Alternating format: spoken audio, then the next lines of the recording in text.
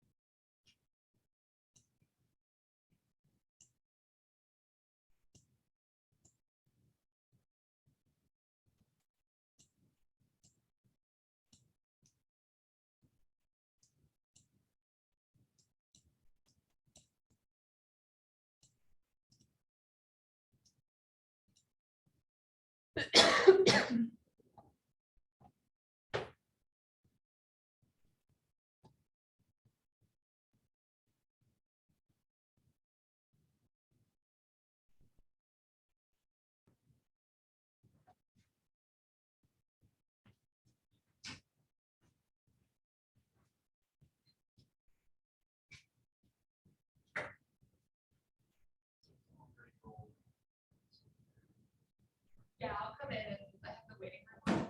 Okay. How's the career?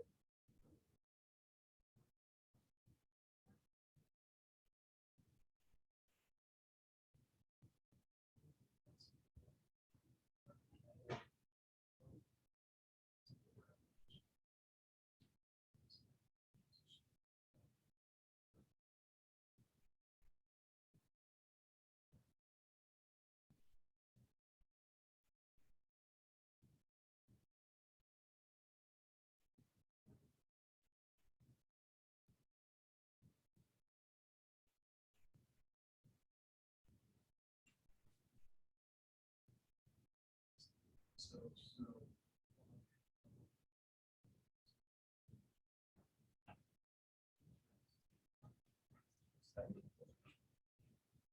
Yeah, exactly.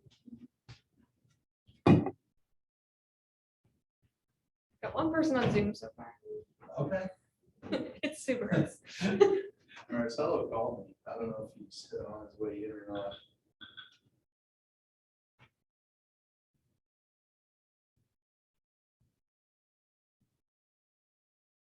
You've got Sue in here. What's that? You've got Sue in here. Super. Oh, very good. She's been.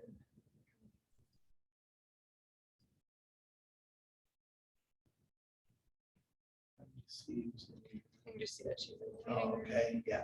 One in the waiting room.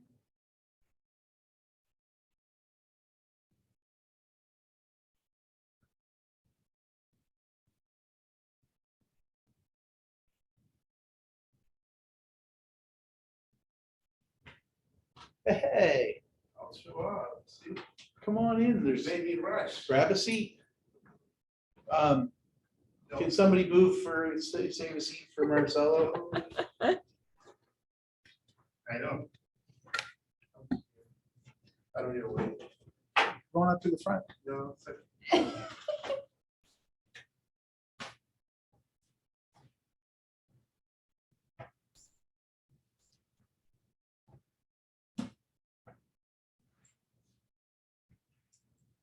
So all the partners have taken it. All the partners have taken. Yeah, sometimes we booked for the Eastern Passage Expo next weekend. Oh, is it? Yeah. So, just gotta figure out what to put on the stand. Yeah. I'm not sure Vistaprint would be that fast. For a banner. Yeah. They're pretty quick, but to order today, I might get here. I ordered folders, like 1,000 presentation folders. They took 3 days. Wow. I don't know if the names are different, but I wonder if they had them, were they some that they'd already printed before? no, it was the first time I ever ordered them. Okay. Holy. Yeah. And they're like custom to us, had our logo on them. And this is Vistaprint. I used to go to, well, I've been getting my stuff done at Printing Peach out of Toronto Oh, okay. because their prices are like amazing. But I don't know, like, I just priced 5,000 door knockers Mhm. are like $800. Is that good or bad? Postcards, 5,000 postcards, $394. We've got people. Start rolling.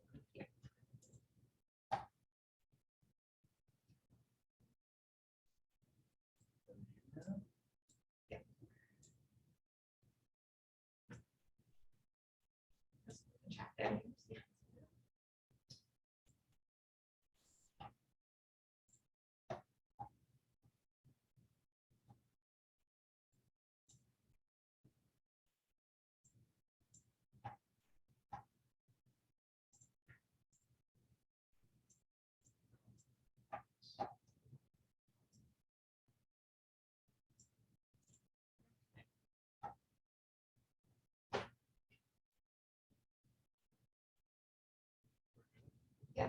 We're live. Good morning, everybody. I see we got one in class and we've got 3 of you on Zoom by the looks of things. Can you on Zoom, please turn on your cameras and unmute?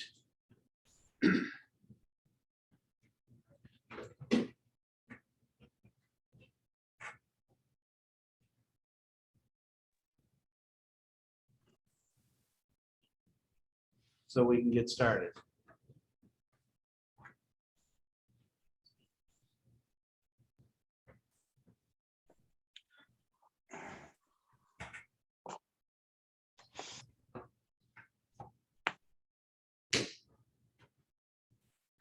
Okay.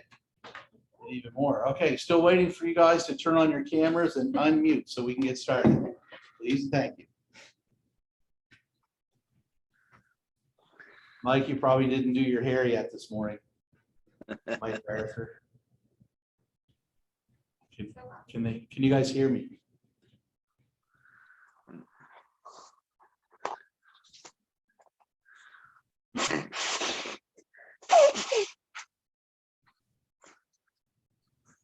Can everybody hear Grant?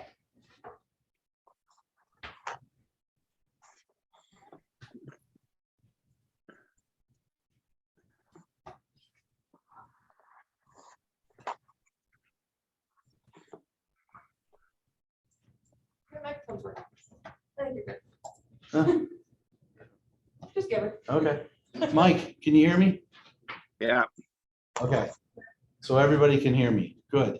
Can you guys please turn on your cameras and unmute so we can get started?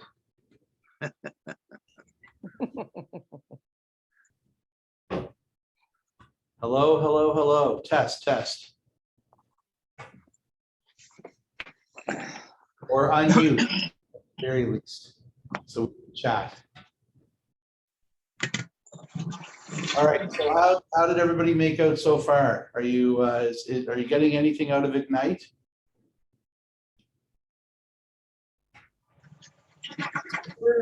So good to see you.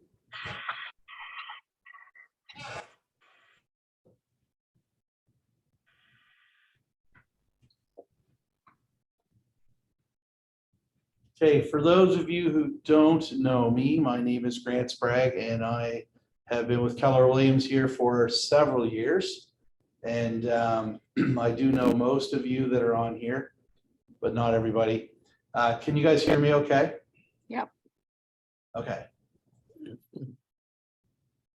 All right.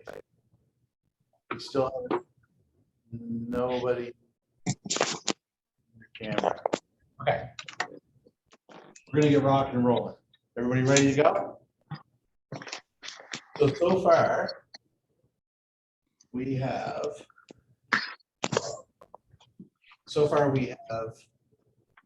a clicker that's not working. That was working because we tested it. Would you mind? Yeah. The whole class that's here live just left to go get Jessica to help us out. Sorry.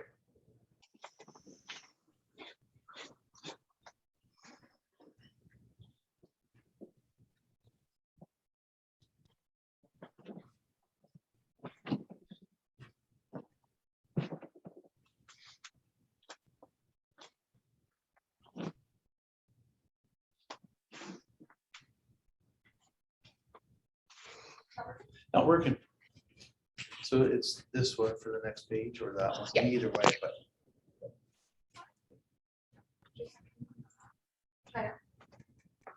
There we go. Thank you very much. Yeah.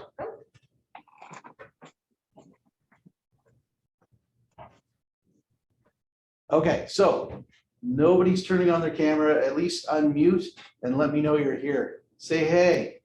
Hey, There's Linda. Hi. hey, how are you? Good. How are you doing? Good, good. Got a And I heard cold. Mike Arthur. I see we have David and we have Sue and we have Colin, but I don't know if we really do. I'm not sure if they're here or not. It's the real me. Good morning. It's a real you. Good morning.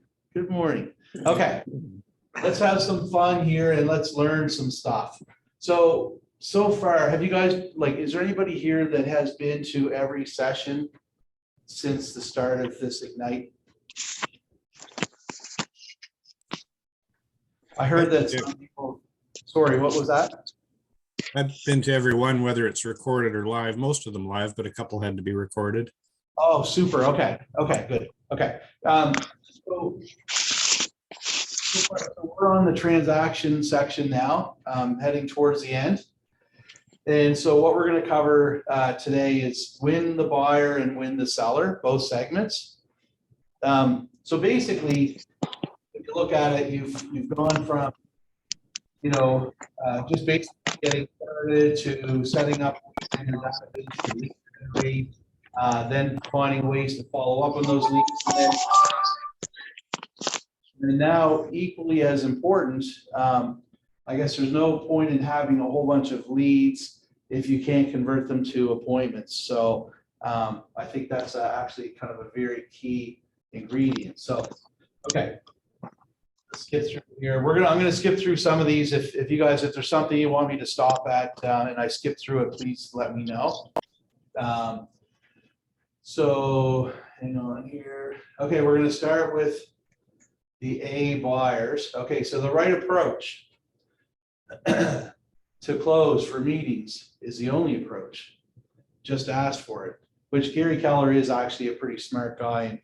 And that just simplifies the whole thing, right? That's a lot of us get that in our head, like we're concentrating on practicing dialogues and scripts and trying to learn this and learn that. And we get it and we're worried about our presentation. And meanwhile, all we really got to do when we have the opportunity is just ask for the appointment. Oh, sorry, went the wrong way. Okay, so this is basically just an overview right here of our, the lead gen model. And it does look kind of confusing, but I mean, this is what you guys have already been through. Basically, you've already been through the capturing the lead, put them in your database, work with those people or send them something of value, keep them engaged. You want to be top of mind. And we're going to skip through this. We can skip through this one too. Right now we're at basically I'd say number 3.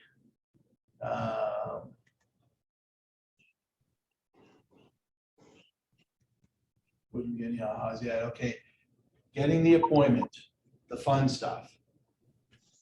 So I know this stuff seems like, really it's kind of like a no-brainer. Some people would think when they look at it, to respond right away, but it is really, really important.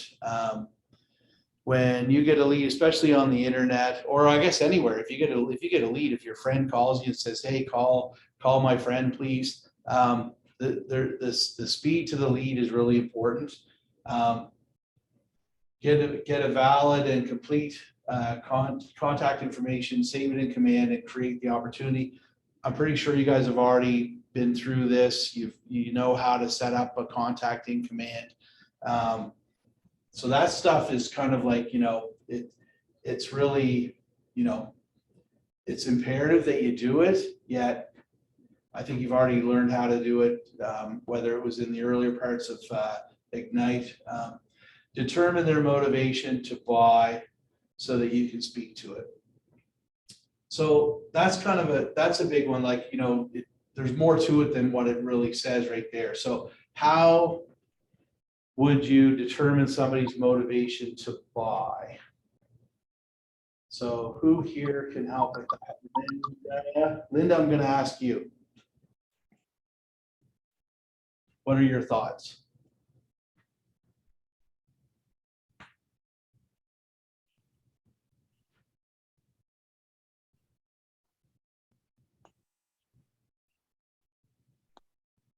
Okay, anybody? Start working as a team and get in their head. Ask the qualifying questions. Find out where they are, where they're going, and how you're going to help them. Okay, yeah, that's good. So what would be a good example, Mike, of 1 or 2 questions that you would ask them to determine their motivation to buy? How long have you lived here? What have you liked about your house? What are you looking for in your next house? Yeah. How soon do you have to be in that house? Have you talked to your bank? I love it. But those are all really good questions, right? Because that does, like, that they all determine their motivation, like the time, like when, what's your time frame, right? And why are you going to, and it helps them when you ask them the question and they say it to you, it helps them kind of remember and possibly increase their motivation, right?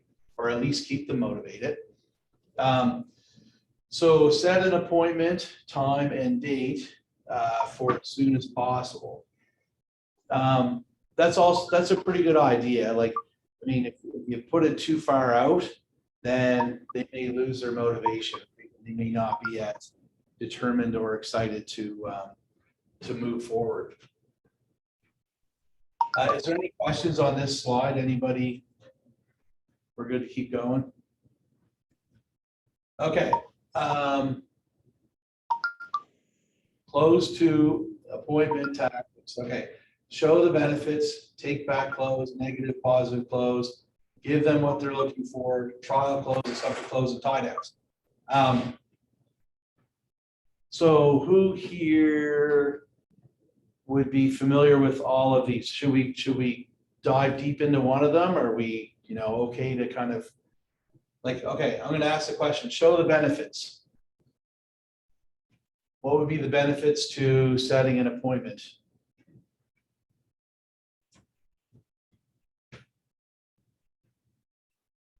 For them? Clarity. You know, Yeah. a lot has changed since the last time you bought a house. You know, wouldn't it be good to get together and just discuss, you know, the changes that are there, how it's going to impact you, et Yeah. cetera. Yeah, but Mike, all the other agents that I talked to when I called about the listing didn't ask for an appointment. Well, you know, that's really interesting. You know, I went to a different school and it kind of came from where the doctors came from, and prognosis without diagnosis is considered to be malpractice. So I like to know what's going on with the people that I'm working with, and also be there and start being of value to them right away so they can ask the questions and get the answers they need so they can make their right decisions instead of other people making them for them. Right, so I love that you're willing to take your time to actually meet with me, because it's important to you to make sure that I have a full understanding of what this whole thing looks like, right? I appreciate Yes. that. So, the take back close, anybody know what that is? I don't know 100% because I didn't write this program, and they could be a little bit different than my, my perception of it. But basically, a take back close is typically when you've got, something that you're sort of offering them, but only if they qualify type thing. So sort of trying to create that sense of urgency for them to feel like, you're not begging for their business, but if we qualify to work together, then we can do that. The home show, it's only available during this weekend. Yeah. Yeah, and the negative, positive close, I don't even want to try to explain that one at the moment, because I know, like, when we get in here further, they might explain a little bit more about it. So give them what they're looking for, trial close. So I think it's going to explain here. I read it. Okay. Buyer objections to the appointment. Ask questions, empathize, identify the real issue, offer the solution, and urge an agreement. So, Mike, I know you've been in the business for a long time, and I know that you've got this down and you're really good at closing. Is there anybody that that would like to maybe role play that? Any of you?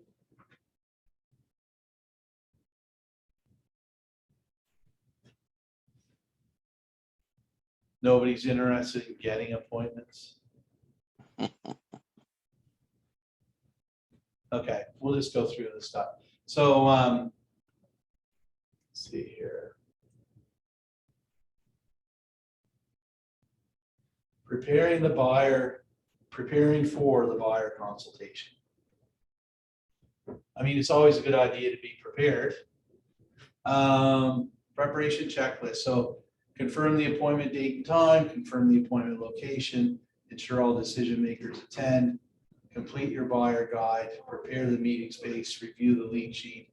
Yeah, it's a good idea to confirm the appointment. The sad part is sometimes that gives them, if it was a bit of a wishy-washy appointment, like as in the buyer, like, wasn't totally sold on meeting, but yet you did a really good job at, setting the time and getting them to commit. And then you set the time for too far ahead, like we mentioned before. You don't want to go too far ahead, right? Set it out too far in the future. But if you did that, a lot could change in the meantime, and you call to just to confirm, and then they cancel on you. That's going to happen. It really is, but still a good idea to do that. And for the most part, people find that very professional that you've taken the time to call and just make sure. And confirm, of course, the appointment location, because you don't want to show up and be waiting, think that they're late, and then they know that you're late because they think they're at the right spot. And anyway, then you're toast. You no longer have that potential client. especially if you're meeting it at Tim Hortons. Right? All right, there could be two on that road. Yeah, exactly. You've got to be clear on which one it is.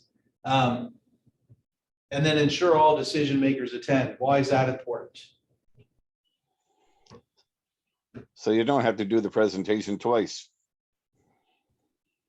True. or somebody vetoes it on you that you don't even know about. Yeah, so what if you did a great job and they asked you a bunch of questions and you did a tremendous job at responding and you know, they felt like, wow, this guy knows his stuff, and then they go home and they tell their significant other, you know, Mike's coming over to meet us, and the next thing you know, they're like, no, right? Because they didn't meet Mike and they don't know. So complete your buyer guide. Who uses a buyer guide?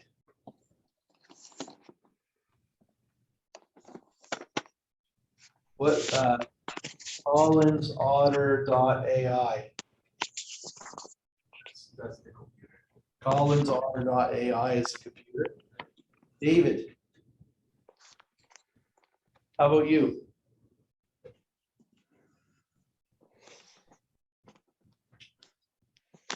Sorry, just got on mute there. No. I missed the question. There was some background noise and you're cutting out quite a bit. Okay. Okay. I'm gonna hang on. I'm gonna move the microphone here just so, because I am moving around a bit. Can you hear me better now? Yeah, it's much more clear. Thanks. Awesome. Okay. Thanks for letting me know. So number 4, complete your buyer guide. Do you use a buyer guide? No, and I'm fairly new, actually. I've been thinking about trying to get one together, but I guess I just haven't yet.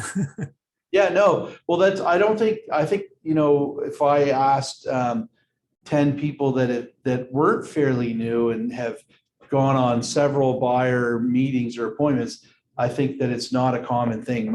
A lot of people don't use them. However, they're pretty cool. Like, they're pretty handy. So in Command, you can build your own buyer guide within Command.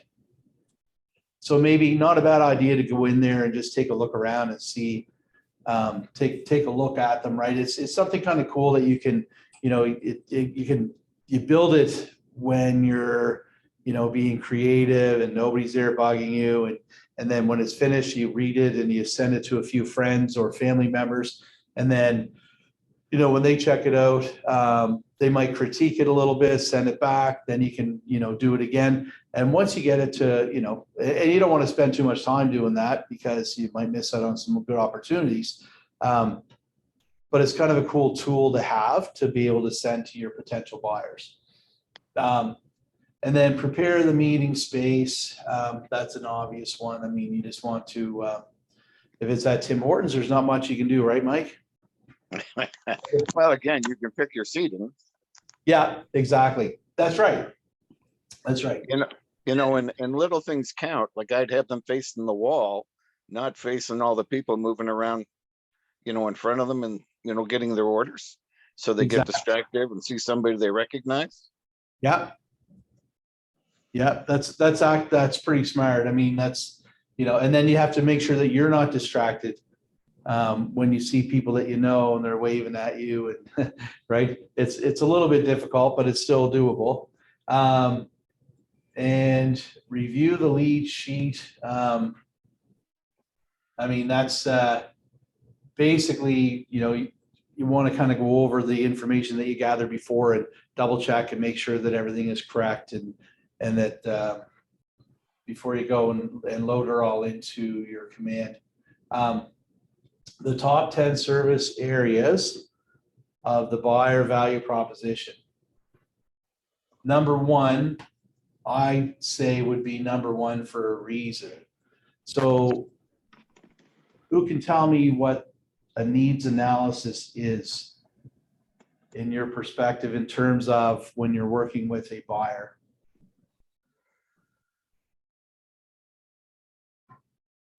So Aaron, I see you're there. Yeah, I'm here. Hi. I'm multitasking, by the way. Needs analysis, would that not be like how many beds, baths, square footage? Are you looking for one level living or like things like that? Country living, city,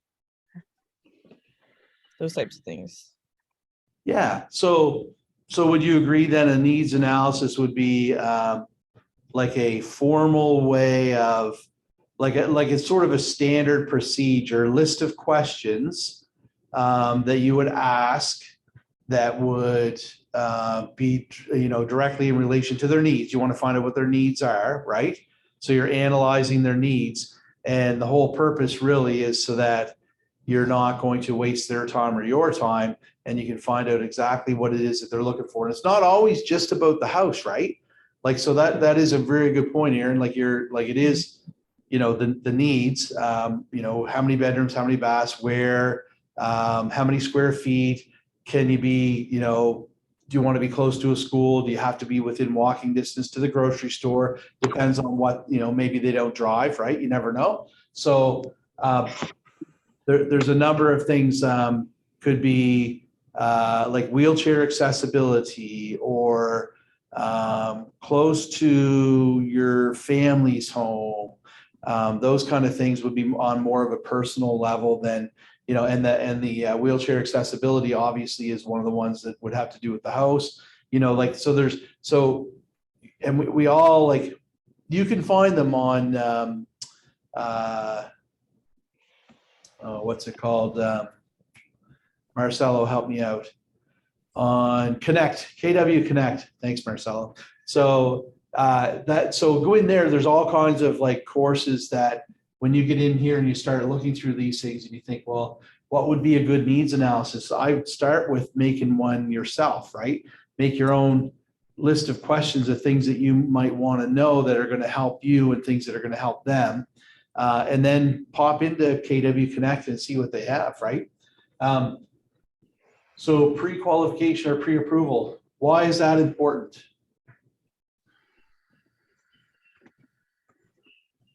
Marcelo, why is that important? Well, you want to make sure that they're qualified they're financially qualified to work, buy a house. Can you guys hear Marcelo? Yeah. Yeah. Okay, good. Yeah, perfect. Yeah, that's right. You want to make sure that they're qualified, right?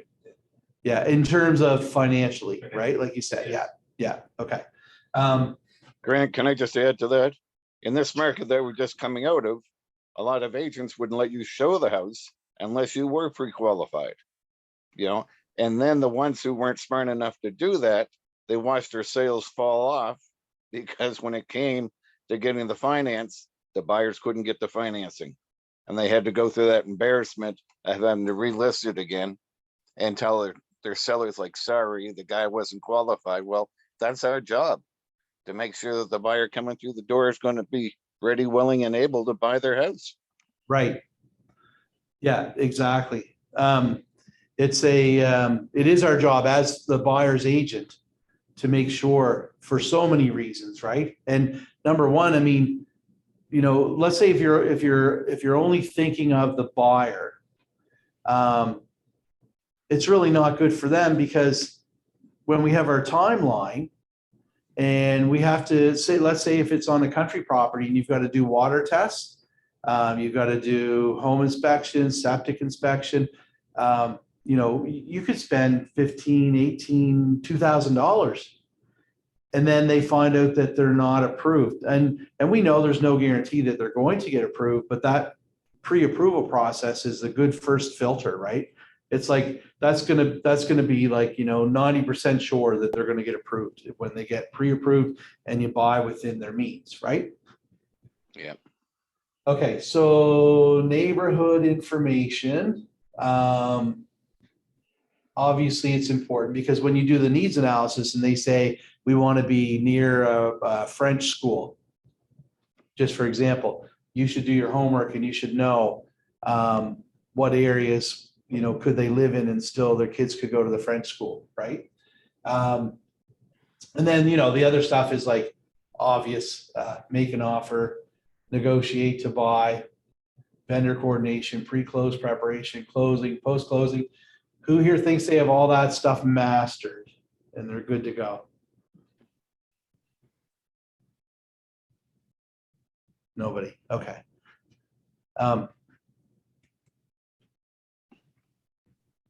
Buyer guide contents. Okay, so David, we were talking, you and I, about this earlier, right? And so these are some ideas, or it's a good little format to follow when you're building your buyer guide out, right?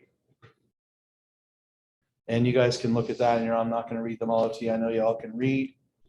And okay, here it is here. Your command buyer guide. All you need to know is all you need is in command, and it's totally customizable. And why wouldn't you take advantage of that tool?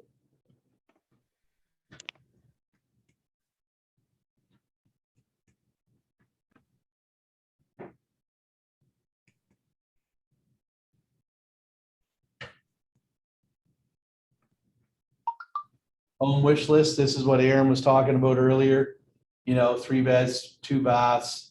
I wish it had a hot tub and a pool. And I wish that it had a view. You never know what people are going to wish for. They're all different. Neighborhood insights, templates, and neighborhoods are in command. The neighborhoods option is an amazing tool. It's I only wish that I could use it more. It's the maps aren't necessarily set up properly, or not properly. They're set up properly. They're not set up everywhere. The maps aren't complete yet. I'm not sure if or when they ever will be, but there's a lot of areas around that aren't covered.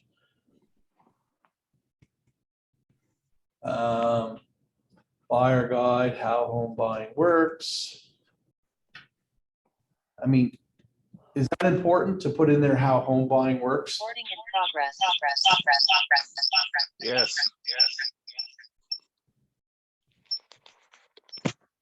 Somebody's given us some feedback. I think we're good now. Okay, so how home buying works.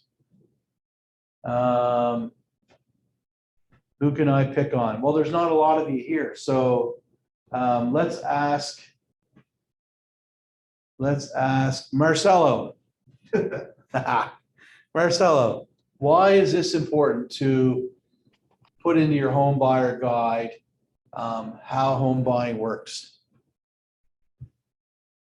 Well, it gives the clients information how to prepare for the process, Okay, like what to expect? what to expect. Yeah. So And it what makes does sense. that do in the eyes of the buyer? Let's say if they had talked to 3 or 4 different potential agents that are going to help them, that could help them buy, and one of them took the time to explain the process of how it works. It gives you a great advantage to get actually to work with them, because you're giving them the information that they need for. And it's for them it's a very important process, because for most of the people it's the biggest investment in their life. You're So right. they want to feel comfortable with it. Yeah, exactly. And so how do you know, like David, I'm going to ask you, so have you helped a buyer yet? You said you were fairly new, so I apologize. I don't really know if you have or you haven't. Yeah, I've worked with a few buyers.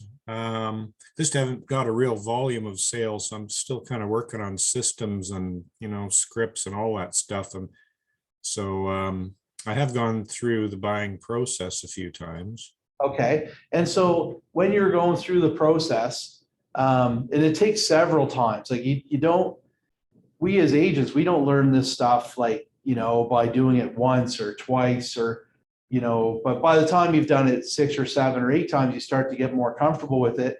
And did you notice like from the difference from the first time? Actually, so Aaron, if you could unmute, I'm going to ask you the question too. So if you can remember from the first time that you helped a buyer, there would have been a number of things that, probably the whole thing was a headache and you were nervous and it was a learning curve. And then by the time you got to the second or third one, did you notice a difference? And, As in like how smooth it was starting to get? Is that what you mean? Okay, so sure, how smooth the transaction was. Was it smoother? Oh yeah, I mean it's definitely like once you know the first steps and kind of do it once, just kind of throw yourself in and do it. Then like the second time it's like I'm not calling you again asking those same questions because like I already know the answers at that point. Now it's like ask the harder questions. Like yeah. Okay, and so David, what about you? Like on the second or third one, when you helped them, did you find that it went smoother? Would that be a good way to explain it? Yeah, probably smoother. I mean, you also pick up some of the detail stuff like, oh, this didn't work so well last time, or that was a bit of a hiccup or something. And, you start to remember hiccups, of course, if they cause you a little bit of grief or cause somebody else grief, even worse. Yeah. Yeah. Yeah, exactly.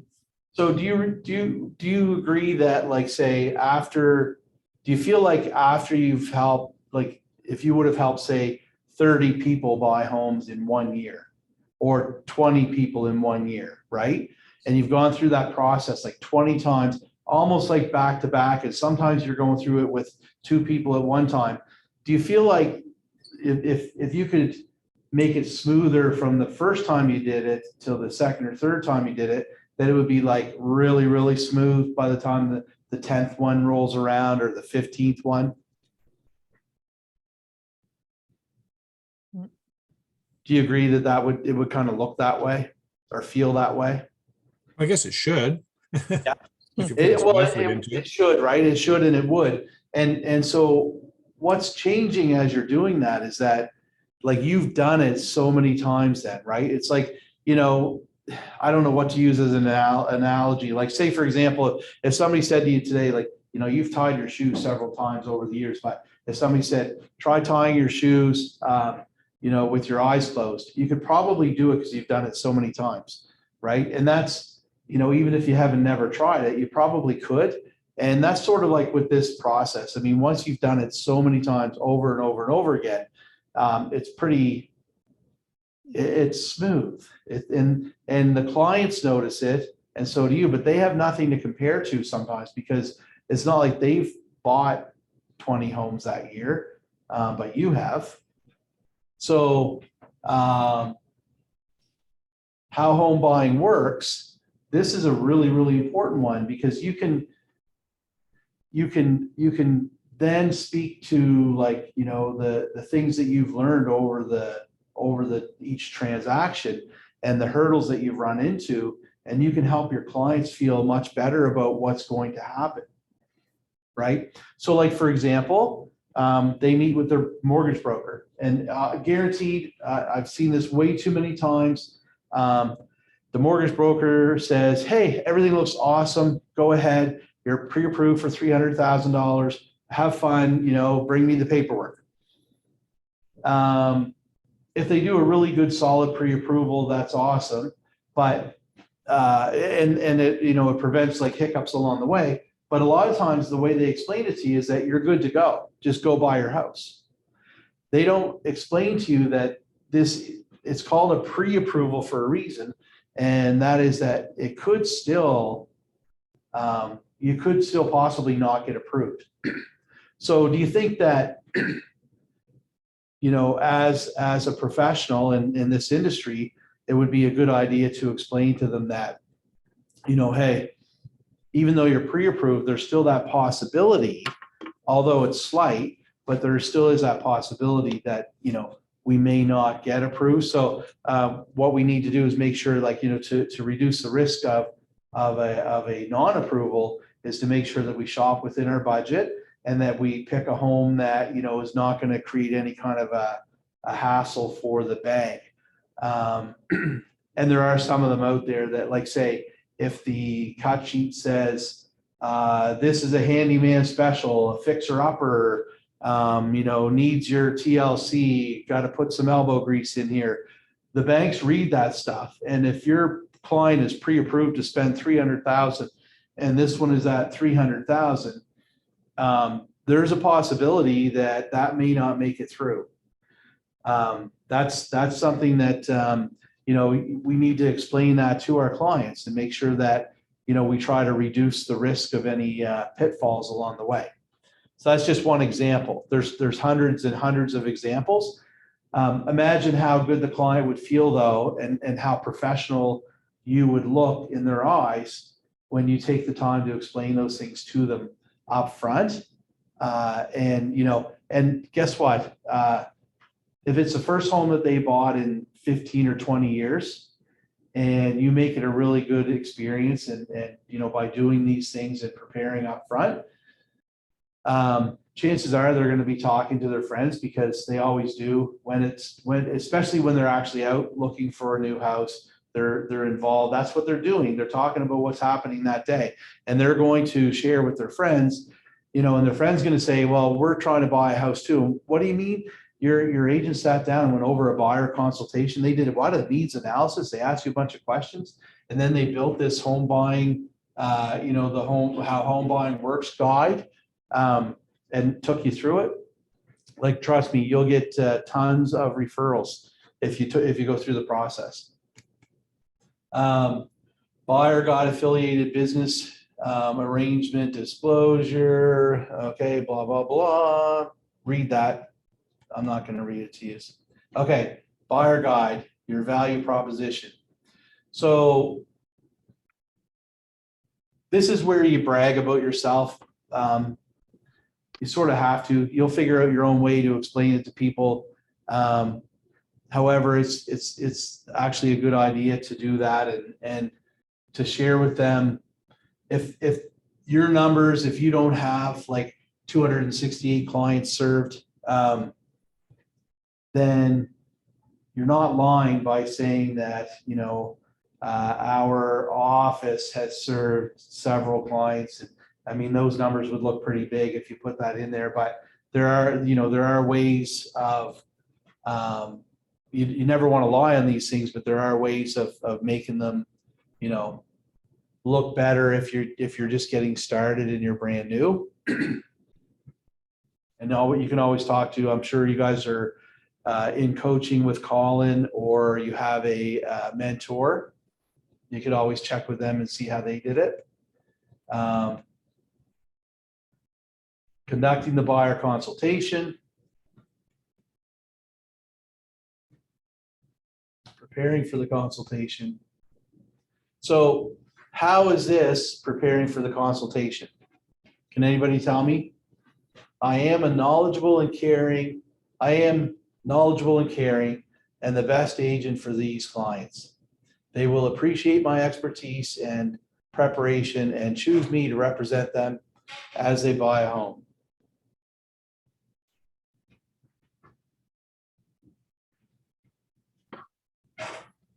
Preparing for the buyer consultation. And then we go to this slide. What does that mean? Why did they put this in here? Mike. If I can comment, when you're in front of people, you're the same as being on stage. The spotlight is on you. So you got to get psyched up, have your energy high, go in there confident, because you've got to make them, acknowledge the fact that you are the expert. And that's why we're taught to say, if we don't have the answer, we'll find it for you. Right. Yeah. Okay. And so really what this is, right? Like what Mike is saying in a way. So you would write your own, and I'm trying to think of the word. What's the word I'm looking for? This is a, Script. It's not a script, no, because you're going to be saying it to yourself. And I can't remember the word, sorry. Affirmation. An affirmation. Thank you. That's why Marcelo's here. It's an affirmation, right? So like, I am powerful. I am handsome. My hair is thick and luscious, right? Okay, sometimes you can have affirmations all you want, but it's not going to bring your hair back. However, this is what gets you in the right frame of mind. And you like, would you, so David, I'm going to ask you this question. So would you believe, like, if your goal is to do the best job for your clients, and you feel pretty confident that no matter what, like Mike just said, if you don't know the answer, you're going to find the right answer. So you don't have to know all the answers. Nobody knows all the answers, right? So do you feel like if you're meeting with somebody to help them buy a home, and you've already helped them buy a few homes, do you feel like that you would be the right guy to hire? Well, absolutely, because, like you say, I may not have all the answers because I am a little new to the business, but I'm detail oriented and I do truly care what their situation is going to be going forward. So I want to make sure that I put them in the best possible position I can and help guide them to that so they can make the right decisions. Okay. And so let's say that you know that they might possibly meet with another agent, but you don't know who that agent is. And even if you did, you don't really know enough about them to know, do they truly care about taking that person to the finish line safely? Will they truly put, the client's needs first, right? Above their own fiduciary obligations, right?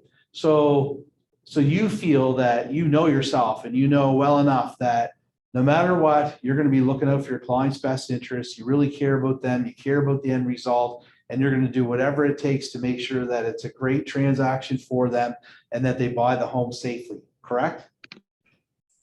Yeah, that's right. Okay. So you could create your own affirmation that would look very similar to this, but that's part of the preparation for the meeting. Remind yourself of that. And then, because when you remind yourself of that and you say that to yourself over and over again, then, and you already believe it, you're not trying to convince yourself of something that isn't true. You believe that, and it is true, right? So when you continually tell yourself that, you get up in the morning and you tell yourself that, and you think that, eventually your brain, gets wired that way so that so when you're in front of the client, you've prepared for the meeting, and it will come through. It's hard to even explain how it does, but it will come through. And they'll know that, you don't have to come out and say, I care about making sure that this is a smooth transaction and that, I truly care about this and that. You don't even have to say it. Like, they just know, they can feel it, they can see it, and they hear it in everything else that you're saying, right? So that's why that's important. A lot of people don't take enough time really to absorb that and think about it, but it's you'll find that it really does work and it helps. Okay, buyer needs analysis. So this is basically, so they're going to give you some examples and what have you, right?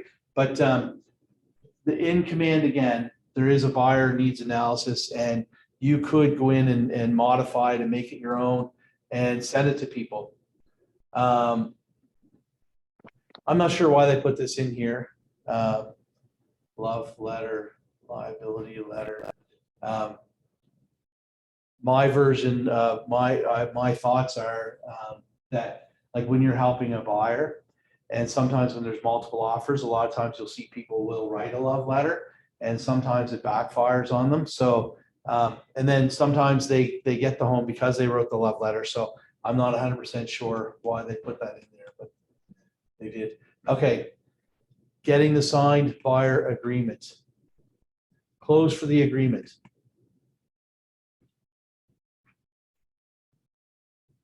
Okay, so once you get the agreement signed, then of course you're going to, and this is something that's hard for me. I tend to forget. I want to get as many people on my app as I can, and there's so many opportunities and times to do this. and this is certainly one of them.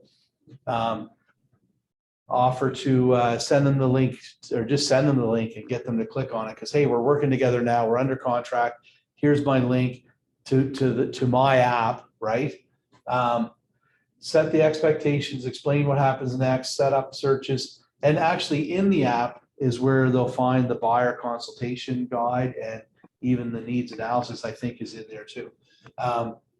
Explain what happens next, set up the searches, send information on neighborhoods, and send letter recommendations and contact information. So the lender recommendations really, why is it a good idea to be able to refer them to a banker or broker? Marcelo? Well, they are the experts, so financially experts, so. Yeah. So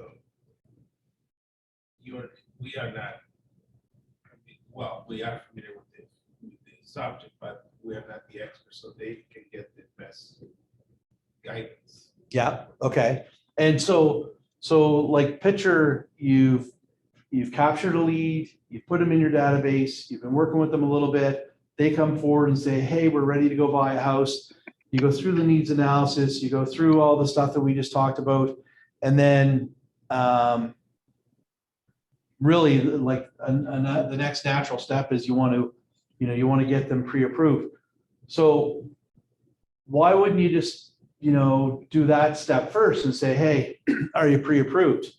And if they say, well, no, and then you start trying to refer them to a banker or whatever, it's like you've missed a lot of the process if you kind of jump ahead to that. And the reason I say that is because like I've helped several buyers over the years that originally they came to me, they wanted to work with me, and or I found them online, and after meeting with them a few times, they decided they wanted to work with me. If I had to just ditch them because they couldn't get pre-approved, I would have missed out on a lot of opportunities to help a lot of great people. And because what's going to happen is you're going to send them for pre-approval, and there's a chance that the bank is not going to pre-approve them. However, they still like you and trust you, and they know that you're a professional because you've gone through the process with them, and they want to stick with you, and they still want to buy a house. They're not going to just give up, put their hands in the air and say, forget about it, I'm not going to buy a house now.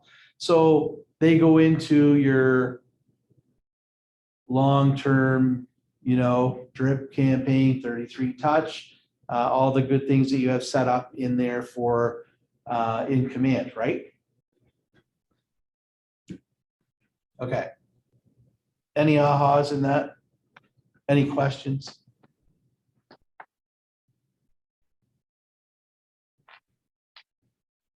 Aaron, any ahas? Mm.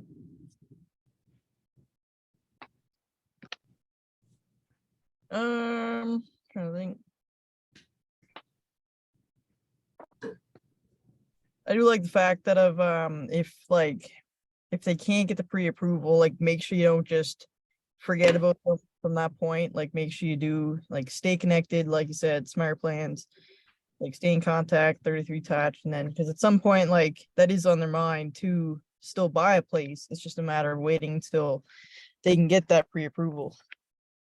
Exactly. And so I'll share with you a story. So I've had that happen before where, somebody reaches out, I'm communicating with them. We set up an appointment. We get to know each other a little bit through a needs analysis. They're all excited. I'm all excited.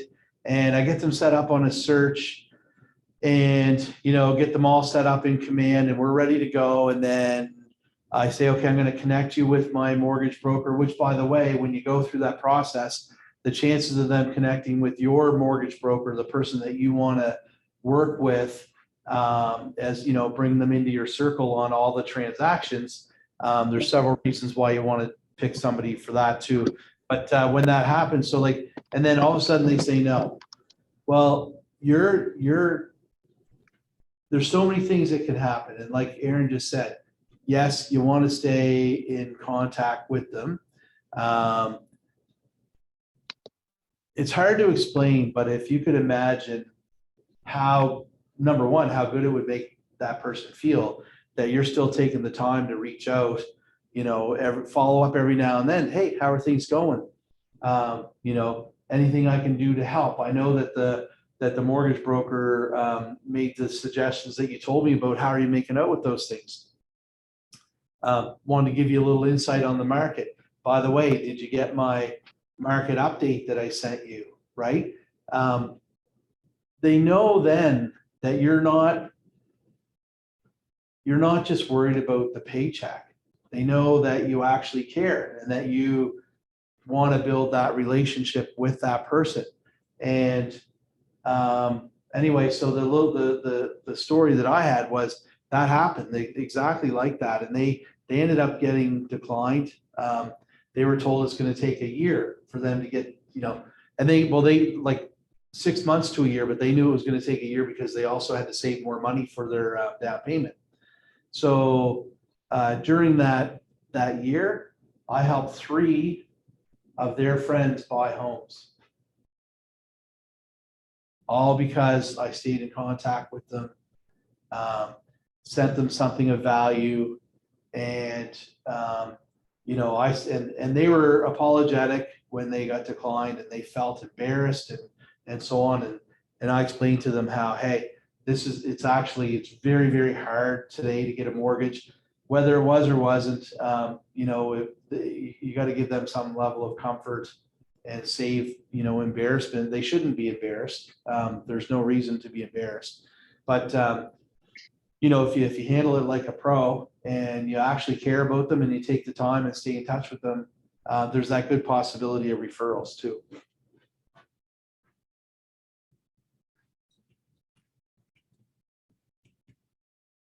Okay, we're moving on into win with sellers. Everybody still with me? Mike, you're still there. I see you, buddy. David, Yeah. I know you're still there, right? Aaron, we lost Linda and Sue early on. I guess I must have asked too many times to turn the camera on. Okay. Win with sellers. Same idea, you start with A sellers. And what's an A seller? Who can tell me?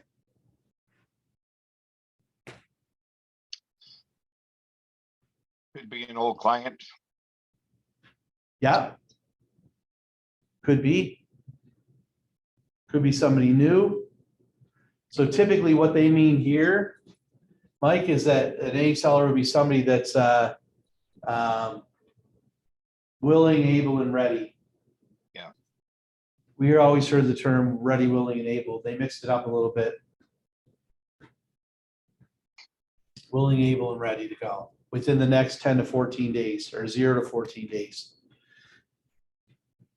Okay, so a Gary Keller quote: while leads are vital to your sales business, seller listings are critical to your ability to build it to its highest level with the lowest cost and the highest net.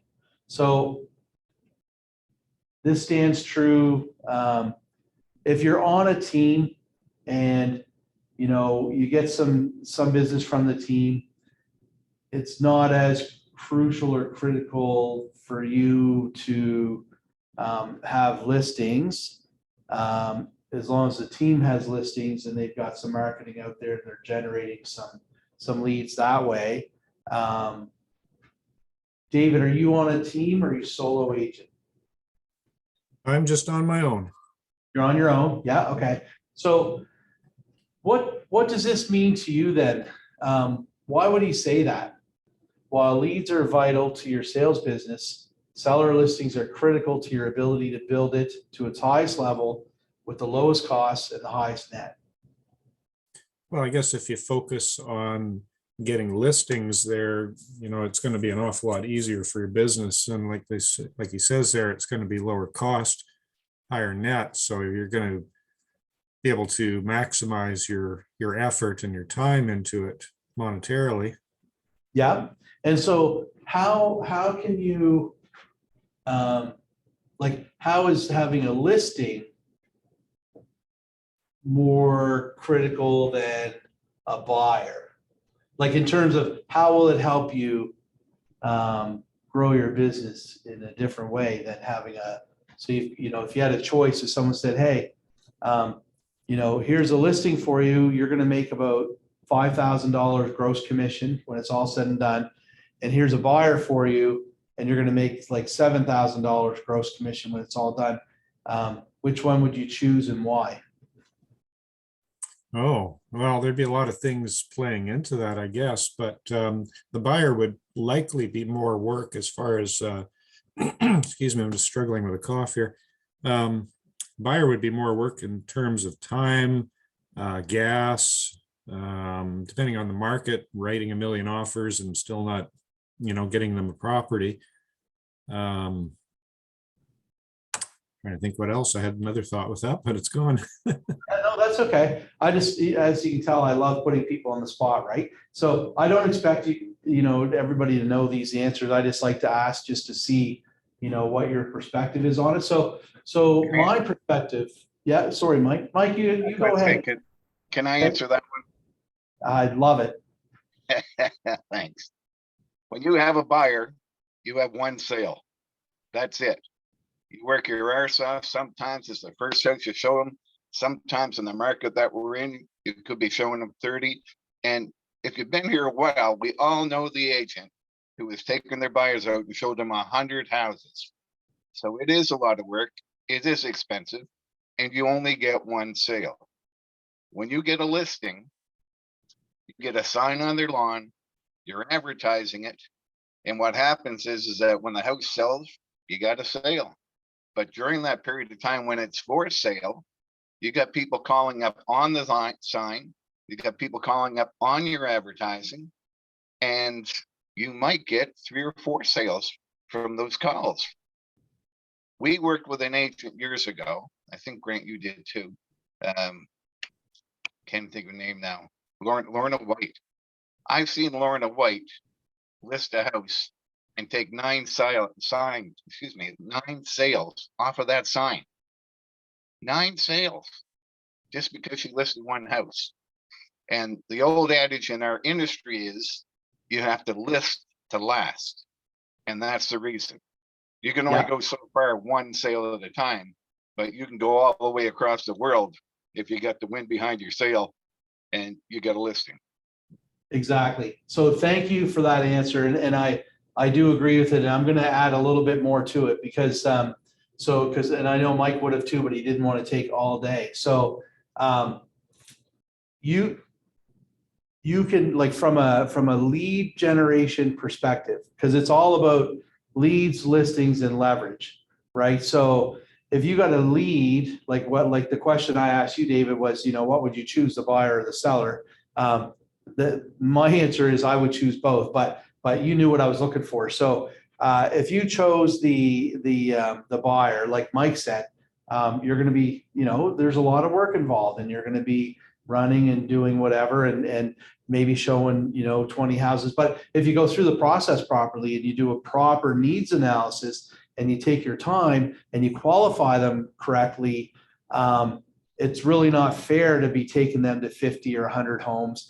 You have to narrow it down so that it's a better, smoother process. However, but like Mike was saying, the opportunity for new leads is exponentially higher when you have a listing versus a buyer.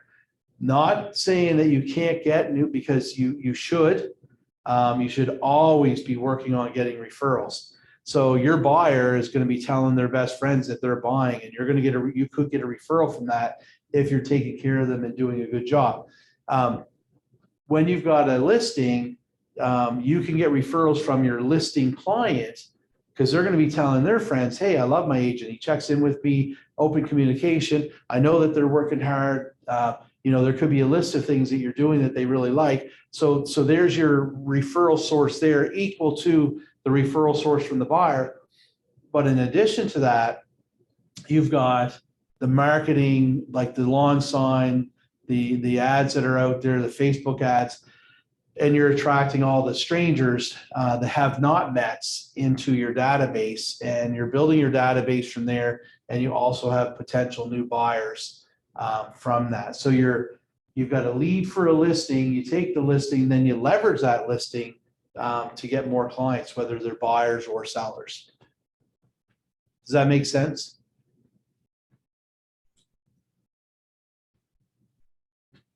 I'll take that as a yes.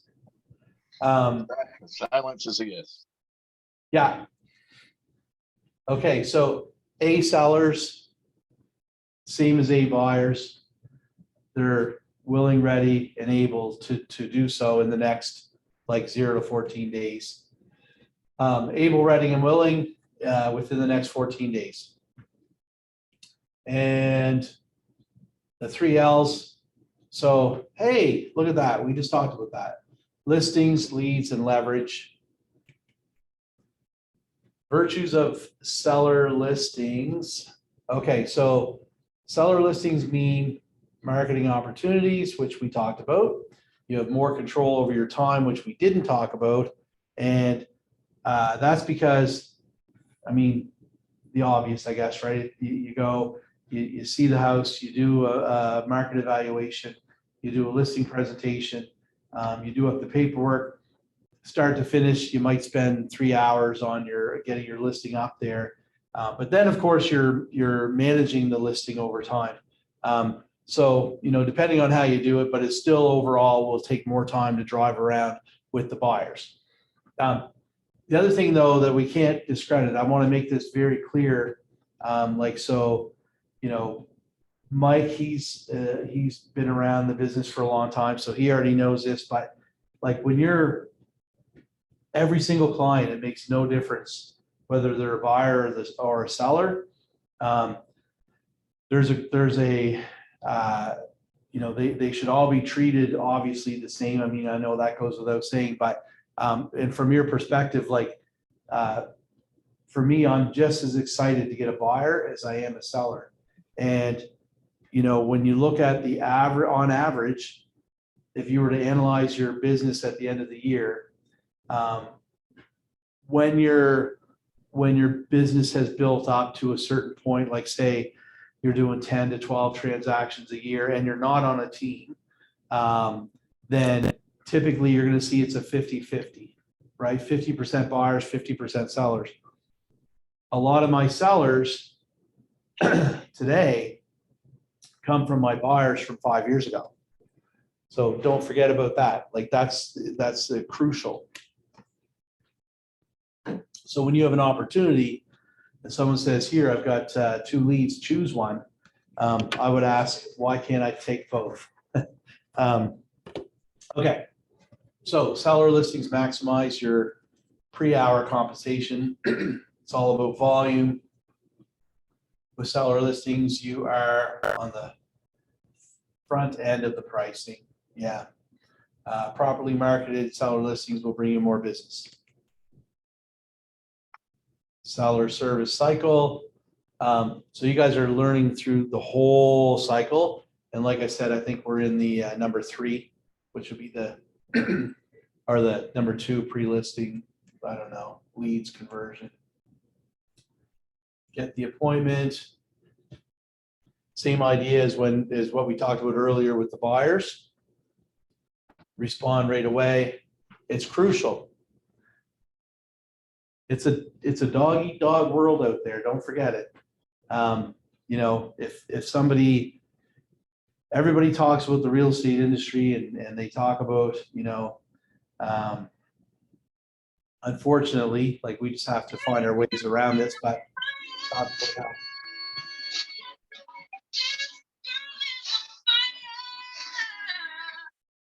gonna break out into dance.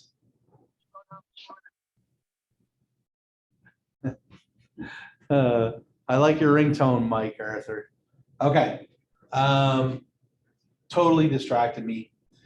But respond to your leads as quick as you can. Because if you wait for 3 hours and you were extremely busy and you couldn't get to it for 3 hours, and then you get to it and you miss the opportunity because it took you 3 hours, at least you're not going to, kick yourself in the butt for the next 5 days. Different scenario. You have all the time in the world. You don't have much on the go. You get a lead. You're like, I'm just going to relax by the pool for the next 2 or 3 hours. And then you call them and find out they went to somebody else because you took too long. Then you're going to regret it, right? So go as fast as you possibly can. And then get the right information. You have to get the right information. Put it in your database. They say feed your database, right, every day. Determine their motivation, same as with a buyer. You got to know how motivated are they. How do you determine their motivation, Marcelo?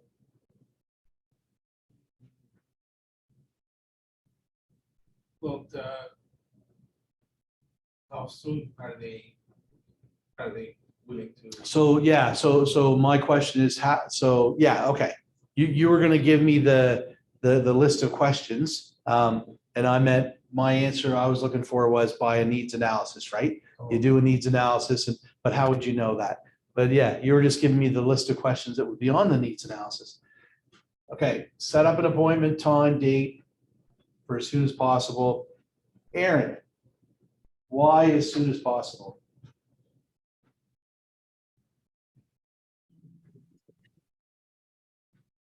Which one are we on? Sorry. Now I know who's not paying attention. I'm listening. I'm multitasking. Remember? No, don't multitask. Okay. Number 4, set an appointment time and date for as soon as possible and send a pre-listing packet. So aside from the pre-listing packet, why is it important to set a time and date as soon as possible? Because at that rate, like then they're focused on meeting with you and there's less chance of them going to meet or talk to another agent. If you can set that appointment time and like say it's tomorrow at noon, you're going for coffee for lunch or something, then the chance of them reaching out to somebody else is very, very slim at that point. Right. Okay. And Sorry, Grant, and not only agents. I don't know how many deals I've lost over years, the bloody neighbors. Somebody on the street who knocked on the door and said, "Oh, are you selling? My son would like to buy it."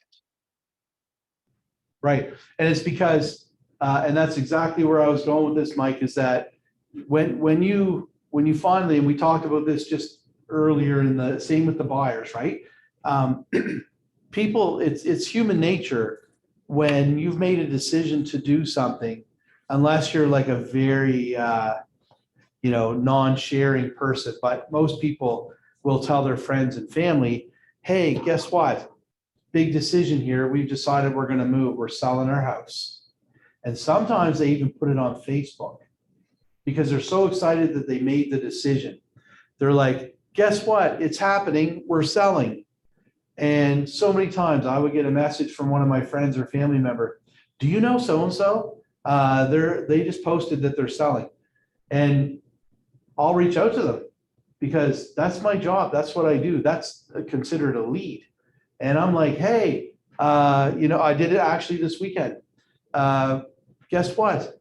I heard you might be selling. How did you know that? This guy didn't put it on Facebook. This guy didn't tell anybody, but his son told his son's friend, and his son's friend called me, and I called him and I said, well, it's a small world, bud, right? But what can happen is they throw it on Facebook, and next thing you know, so you met with them. So David, you talk to them on the phone, you're setting up a time, and you're thinking, I already have one appointment tomorrow. I'd rather spread them out. If I'm only going to get 2 or 3 appointments a week, I don't necessarily want to go to 2 in one day. And then, I could finish up the yard work or whatever. So let's do it Thursday. So it's Tuesday. You could have gone Wednesday. You set it up for Thursday. And then Thursday you call to confirm the appointment, or they call you, worst case, right? Or either one is bad. And they say, guess what, David? We posted on Facebook and told everybody that we're planning on selling because we were talking to you and we set the appointment and we knew you were coming over and we were going to do up the paperwork and we were just going to sell it for whatever price you want us to. But you know what? In the meantime, our neighbors found out and their kid wants to move home from Calgary. and they really want to be in this neighborhood. So we already struck up a deal with them. We're selling it privately. Now, we all know those things can happen, and usually within one day, like I'm exaggerating here, right? But the point is, go as soon as you can go, get it signed as soon as you can get it signed, because anything can happen. And like, it could be another agent that hears about it, and then they go knocking on the door, and they're like, well, you should at least interview more than one agent. And then they try to find a way to outdo you because they've practiced their listing presentation 1,000 times and they end up winning, right? So it's really, really important for as soon as possible. Hey, Grant, again, yeah. sorry to interject, but that being said, and you say Facebook, I worked in Alberta 40 years ago, and I'm on Facebook with a number of the people that I work with. We're not close friends. We don't talk all the time, but people post stuff and you read it, and maybe every now and then you make a slight comment. And one of my buddies 40 years ago, who lives in Calgary, said that they inherited a condo in Halifax and he was retiring and they were going to move to Halifax. So I contacted him and said, hey, that's great. I look forward to seeing you again. I've got some friends out there who are great agents in Calgary. How about if I send you a couple of names and good? He said, great, do that. I got a listing in Calgary off of Facebook. So There the you go. local agents out there didn't even know it was coming. Right, exactly. So I love it. That's a good story, right? And that's good. Keep that in mind. Like, you always got to be listening for those opportunities. So what sellers want most from their agent? Okay. Why is it important to know this? So the things that you need to know are like, hey, they want to know. So 21% of them, they want help with the home pricing their home competitively. 20% of them want help with to market their home to potential buyers. And 16% help sell the home with specific time frame. And 16% help the seller find ways to fix up the home and sell it for more money. And then the other is, I don't even know what the other is, but why is it important to know these kind of stats? How do you think it'll help you? Give me one way. Stello, I'm going to ask you. Give me one way that knowing these stats could help you, say, with your presentation and converting that person to a seller.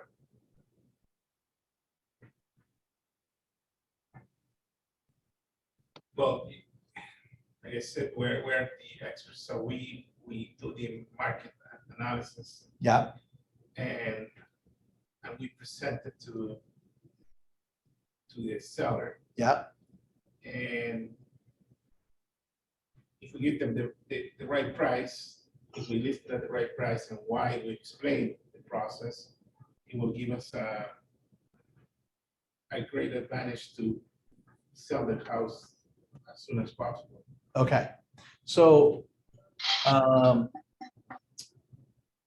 you're right. So like when you're sitting down with them, if 21% of the people want help to price the home competitively, it means that they're concerned about the price, right? So you don't just sit down and say, here's the price.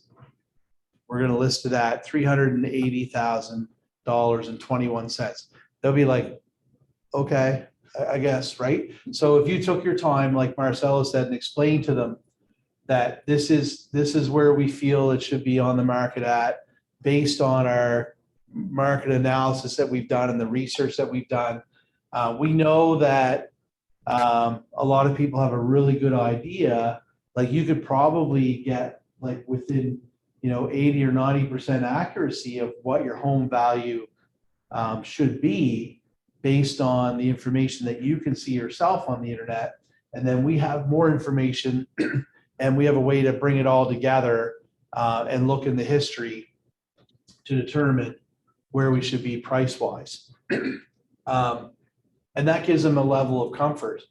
So that's going to help with 21% of them.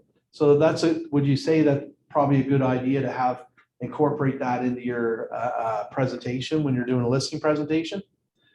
If anybody disagrees, shout it out now. Okay, so 20% help the sellers market the home to potential buyers.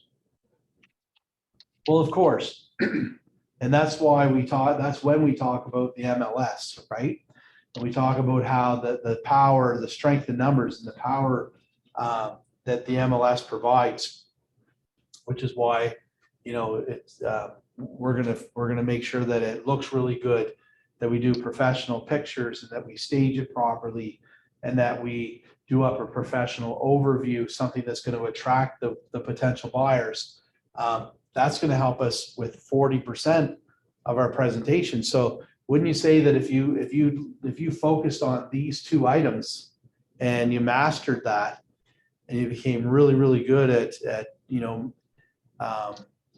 making people really comfortable and confident in you, only on the pricing and the marketing side of it, you should get 40%, right? You go on 10 calls, you should get 4 listings.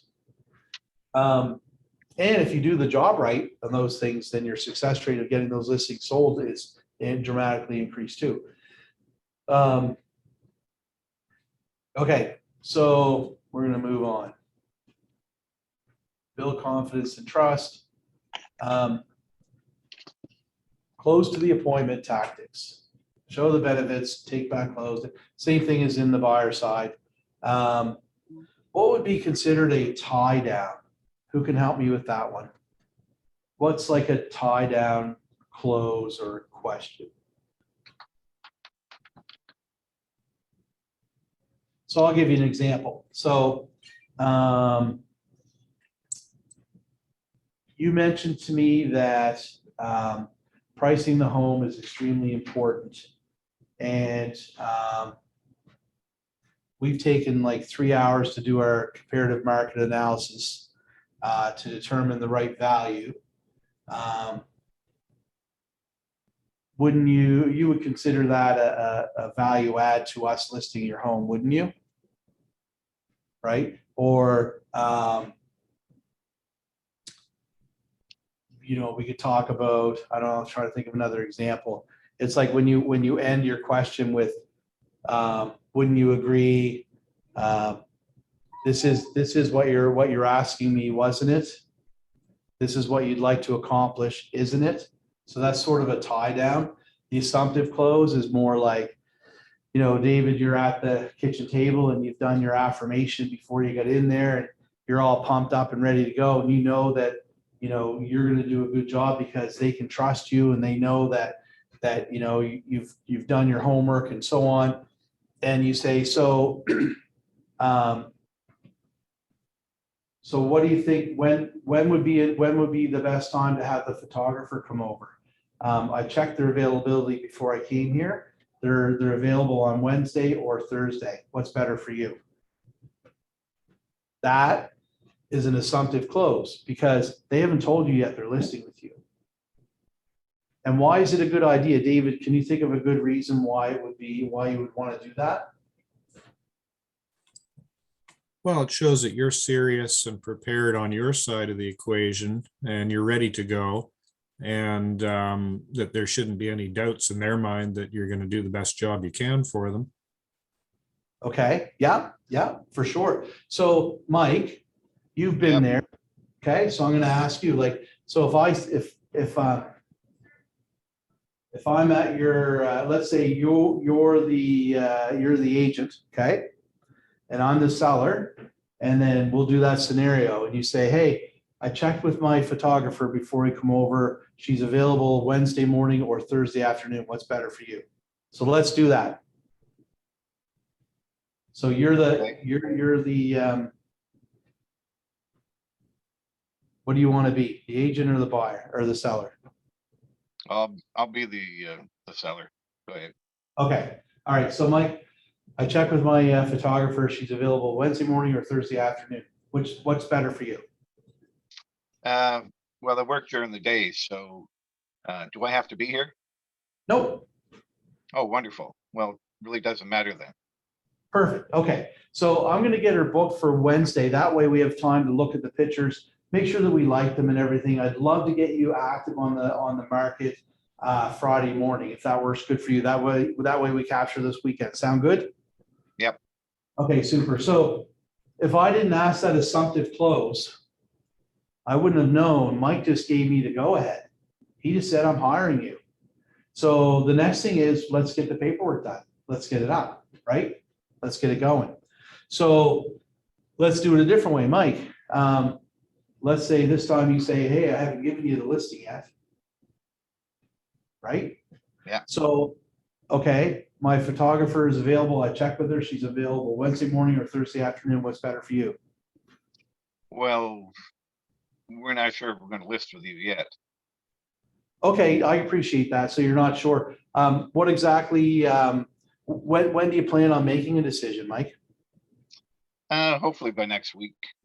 Okay, cool. And you mentioned that, remember we went through the timelines, you mentioned that you'd like to be out of here and off to Calgary by in the next like 6 weeks or what have you, and that you'd really like to have the home sold before you left.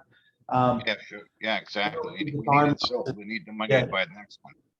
Yeah, it kind of looks like we should be on the market like sooner than, right? So just out of curiosity, is there anything about anything that we discovered that would make you feel like you're not really ready to hire me?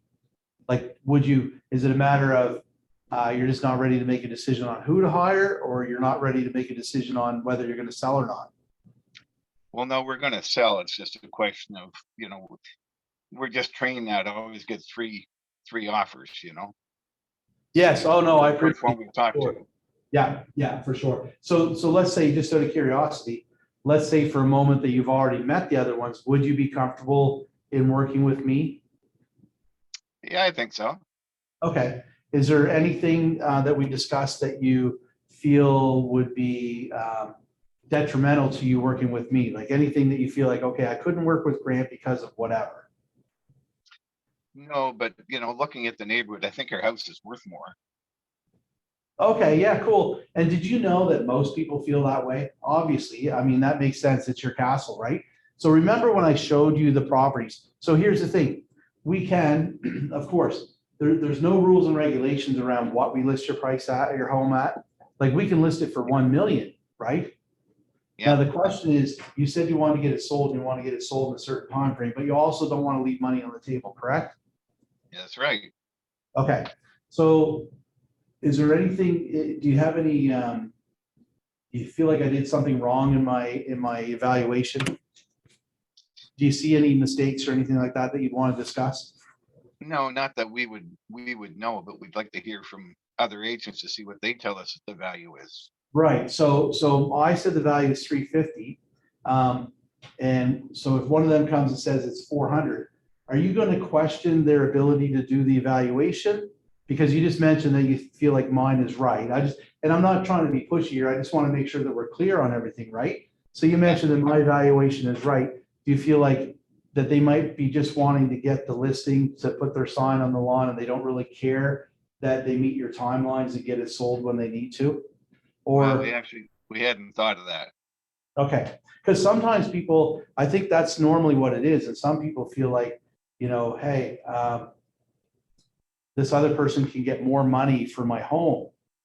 And I know that you know my track record because I've shown you, like I do know how to sell the home and what to do to get it done. And I do know how to do the evaluation. And my goal really is to look out for your best interest. If you want, like we can certainly negotiate on the price. I'm just going to ask you though, to promise me, if you don't mind, that you're not going to blame me when it doesn't sell and we start chasing the market to drop the price every 2 or 3 weeks. And eventually you may get less money than what, because my valuation is based on what's the best price for today. So are you comfortable with that? Like, so you meet some other people, they give you an inflated price. They may or may not know what they're doing. Yeah. And Well, since you're on a time crunch and my photographer can be here tomorrow, and you're ready for the photographer and you feel comfortable working with me, isn't it the right choice? We just go right ahead now and get her done. Yeah, I guess we can. Thanks, buddy. Okay. So we got off on a tangent, but hopefully that was helpful to some people. Was it interesting? Yeah. Sure. Yeah, cool. Thanks. Thanks, Mike. Okay, Okay. again, Grant, just before you jump, can I say something? Yeah. Trial closes are interesting because, you know, when you get to the point of trying to close somebody, it gets stressful. It gets stressful for you and it gets stressful for the person you're talking to. And what a trial close does, it asks for opinions and not decisions. Yeah. When you Exactly. say, you know, what day would be better for the photography, Wednesday or Thursday, that's an opinion. Right? You're not asking for the photography, you're just asking which day is better. So Yeah. you take away the pressure. So Yeah, then when exactly. you get to the close, it's easier. And it gives them an option. And, you know, there's so many, and then, you know, exactly. So, yeah, I agree. Okay. Questions versus objections. When a question is asked, answer it. When an objection comes up, address it. So to give clarification to that, I mean, like, you know, if they say, will you drop your commission? Yes or no? That's the answer, right? It's either yes or no. It could be maybe, it could be, right? It could be, it all depends, but that's a question and you just answer it, right? Yeah. When the objection arises and they say your commission is too high, then you address it. You don't say no. It's not. Well, you can say that. I've done that before and then I get kicked out. So you want to address it the right way. Does anybody want to go over that? Do you guys, is there, so Aaron.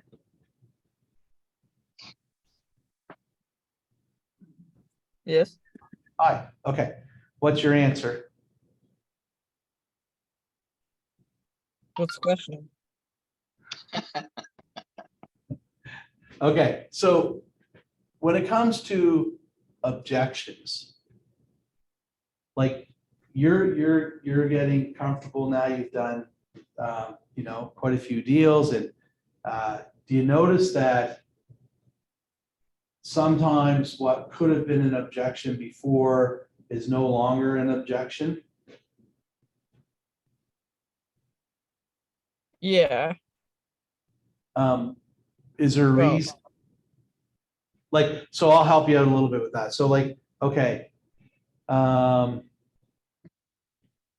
When someone says, I want to go look at this house, I got to go look at it Saturday morning at 9 o'clock.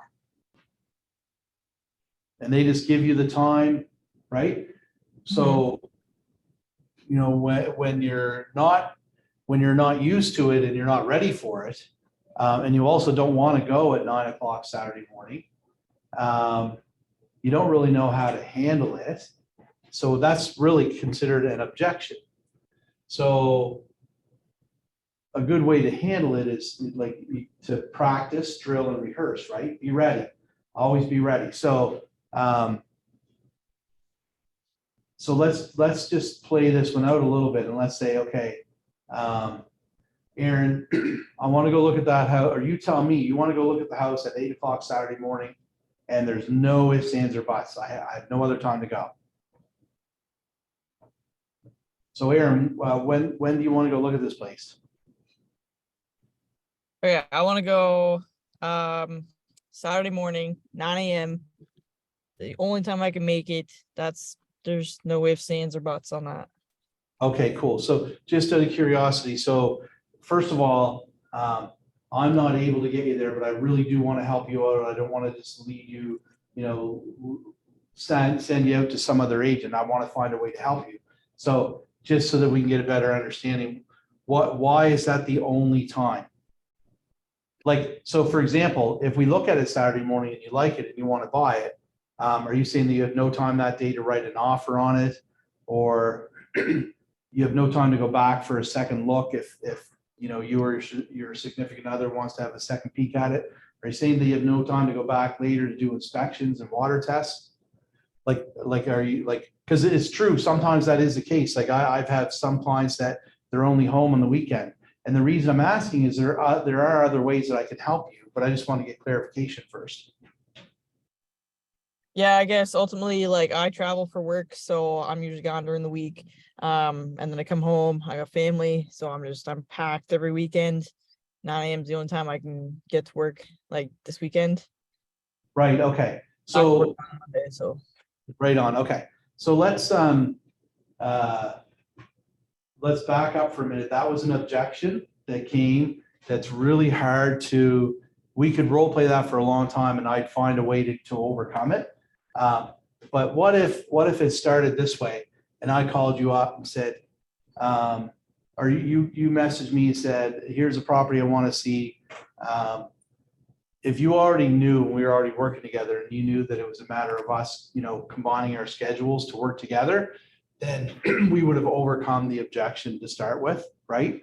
But when you're new and we're just starting to work together, that's a little different. So I probably use like a bad example, but the point is that if you're not good at handling the objections, once you get really good at it and you practice them and drill and you're not going to really know because you don't know until you come up against it, right? So can you give me an example of an objection, Aaron, of one that used to come up and now it doesn't? That might be a better way to do it. yeah, I'm just trying to think. Trying to think of one I've had or something. When it comes to scheduling the appointment. Well, I guess wouldn't it I guess one that I've just seen a lot was basically what we just did was only available certain times and just defining that balance. Maybe Yeah, I'm just drawing a blank here. that's okay. That's all right. Anybody else? Many of the lock boxes can't be open until 9 o'clock, depending on how they've sent them. Yeah. Plus, again, the house has to be available. We can ask for the time. That doesn't mean we're going to get the time. Aha, exactly. So one way, you don't want to like lie to them, but like I come out and tell them, hey, look, I'm booked up solid. Like we're, you know, I can find a way to get there today sometime, but not necessarily, or like tomorrow sometime, but not necessarily 9 a.m. And by the way, we have to confirm, make sure that we're even able to get in the house like that. The sellers may not be available at that time. So before I do this, to save us both a whole lot of time, give me a couple options, like, because like for 9 a.m. Right now it's 8 p.m. on Friday night and you want them to be out of their house by 9. They got to get it clean. They got to get it ready. They got to, you know, maybe, I don't know, maybe there's a, you know, brunch with the family or something planned. We don't know. So can you give me more than one option, please? Like that's one way, right? And anyway, there's several ways around it, but when you're used to it so my point is, practice, find a role-playing partner and find a role-playing partner that like, you know, like somebody that's been in the business for a while and has dealt with this on several occasions would be a good idea, right? Mike, would you agree that role playing is a really good thing to do to help you with those scripts, to help you be able to handle objections? It is critical. Yeah, You know, it's almost impossible to do without it unless we used to use cassette tapes and we put a tape in our car and when we were driving, we'd try talking it as we listen to the tape. But again, that's memorizing, and role play gives you the ability to react and to internalize it as opposed to memorizing it. exactly. How's everybody doing for time? We've got a little bit left. I can rifle through. So we're going to go to, well, we've got all these gray areas here, right, to finish off. And we're doing 2 sections in one day. So is there a cutoff time? Do you guys like want to be wrapped up by 12? Yep. Yeah. Well, I think we'll even be done before that. Okay. So anybody familiar with this E to P? So it's from moving from entrepreneurial to purposeful in your business. The natural ceiling of achievement. So that can be anything for anybody, but everybody reaches it more than one time in their career, like hopefully several times, because you're not growing if you don't get to that ceiling of achievement and then find a way to break through it. So the purposeful approach, doing what comes unnaturally, natural ceiling of achievement. E means entrepreneurial, P means purposeful. You've got focused model systems and breakthroughs. So really the things that help you in your business when you reach the ceiling, there's a couple of things that you need to just sort of like narrow down your focus and say, okay, I'm going to focus more on my models and systems. What can I do? How can I change them in a way that will help me break through? And sometimes it's a matter of, okay, my model is that, you know, I don't work on Fridays, or my model is that, you know, I call 5 people every day consistently that are in my database, and I don't have anybody on a 33 touch or you know, I don't do the 12 by 12s or the 8 by 8s. And you know, in your system, so a system is basically a systematic approach to whatever you do, and you do it consistently. And you might have 3 or 4 systems that are under one model, right? So, for example, like if you are marketing to people in your database through command, and you send everybody a happy birthday card, and you also send them a message on Facebook and say happy birthday. That's one thing that you do. That's a system. And then if you make sure that you reach out to people on the anniversary of the time they bought the home, that's another system. If you have a systematic way to approach that, like through command, for example, right? Then, but those are both ways of generating referrals or generating more leads from your database. So those 2 or 3 systems together fall under the lead generation model, right? You see that? So once you get to the ceiling, you want to figure out, okay, why can I not do more than this many transactions a year? Why am I always stuck here? I can't seem to break through this. You know, I hear other people are doing 20, 30, 50, 100 deals more than that. Why can I not do that?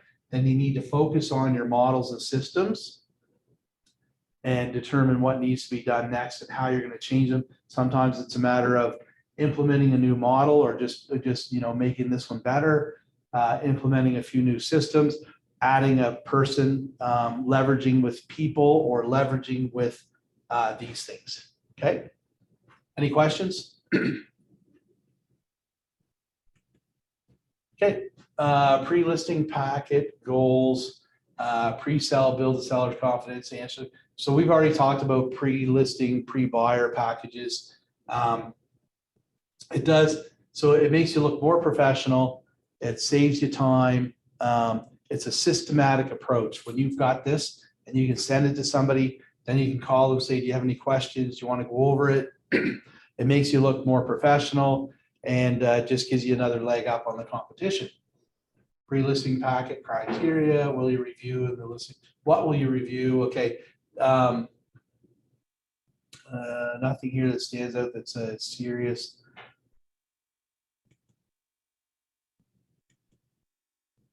Okay, seller consultation preparation checklist. Deliver your pre-listing packet, confirm the appointment date and time, ensure all decision makers attend, complete the practice on your listing presentation, review the lead sheet, arrive to the listing presentation in a professional manner. What would be a professional manner? That's one thing that's, you know, kind of stands out a little bit. What would you consider arrive to the listing presentation in a professional manner? What does that mean? Yeah, exactly. That's exactly what that means. So I would say if there's one thing that you could focus on, right? Aside from, go ahead, Marcelo, Be on time, be on time. So what would you consider as on time? like 5 minutes or less, because sometimes like you don't know if they're ready. Like if you say they're 11 and show up early, they may not be ready for you. So I mean, be on time for me is just being at the Right at that time, at the- right? that time. So how can you ensure, because you're right, like a lot of, I heard people say, like, you know, you get the old school people, right? Like I'm partially old school. So you get the old people, school people to say, you're not on time unless you're 15 minutes early, right? And Marcelo is 100% right. Sometimes you show up too early, 15 minutes, they're not ready for you. It stresses them out. But then 15 minutes late is also not good, right, Aaron? Like if you showed up 15 minutes late, that would be bad, right? That is correct. Correct. Okay, so how could you ensure? Because like if you plan to leave and you know, you do Google Maps, you check them out, they're 30 minutes away, you leave, it's the appointment's at 1 o'clock, you leave at 12:30. Is there anything that can get in the way? Of course, there's traffic, there's flat tires, you got, oh man, my teenager had my car burn up all my gas. I got to stop and get gas now. And oh man, like I'm in my 50s. I forgot to pee before I left the house. Like there's so many things, right? That can get in the way. So plan on being there 15 minutes ahead. Park down the street, pick a close nearby gas station. You're there, you're almost there, you're ready to go. And then what I typically do is I message them and say, hey, for a 1 o'clock appointment, I'm just down the street, I'm ready to go. When you are, I will see you at 1 o'clock. Done. Then they know, because like something weird could happen and maybe there's an accident and the road's blocked, and then now you're like, but at least they knew, you messaged them ahead of time and they knew that you were there so that you cared. And then if you were late, then they're okay with that. And the other thing is they may say, hey, we're good to go. Come on over. We're just sitting here waiting at the kitchen table for you. Right? Do you think they're going to love you for communicating that? You're going to get brownie points right off the start. Okay. Any ahas? We ripped through that section.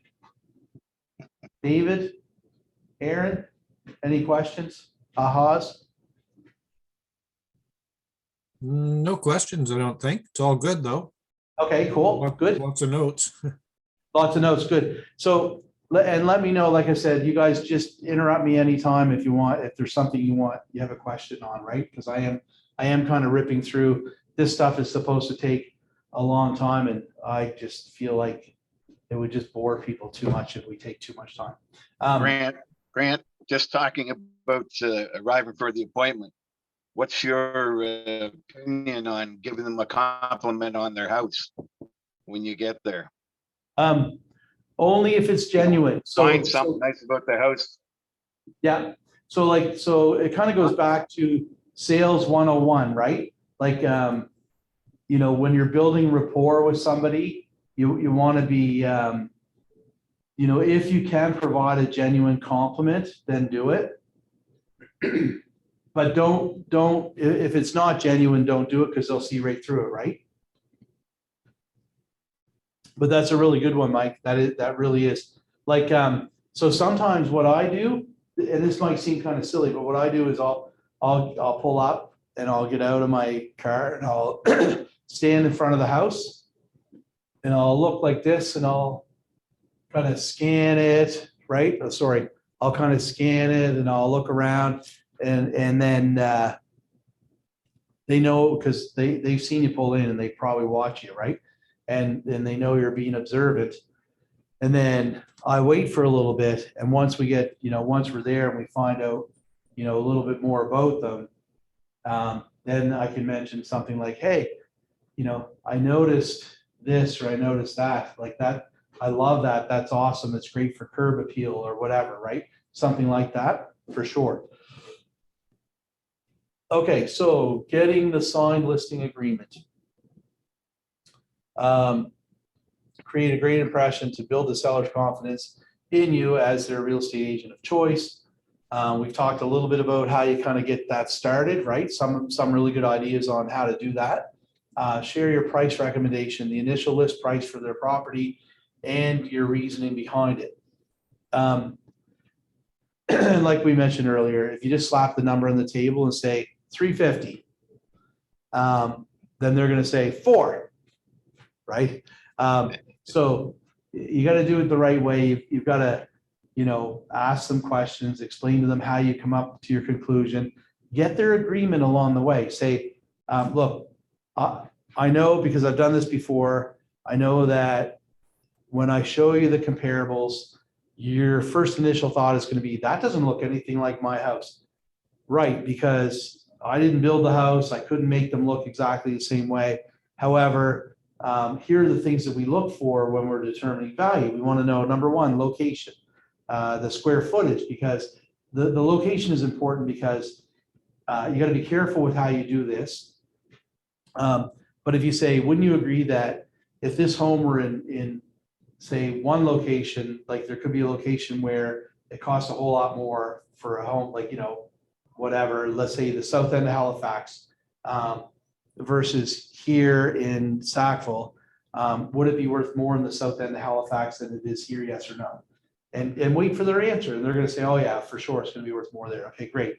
And then if you take this house and you put it in, and I use the location where I grew up. I grew up in a little village outside of Truro, which is a little town called Great Village. And I say, where I grew up, it would be worth less than it is here.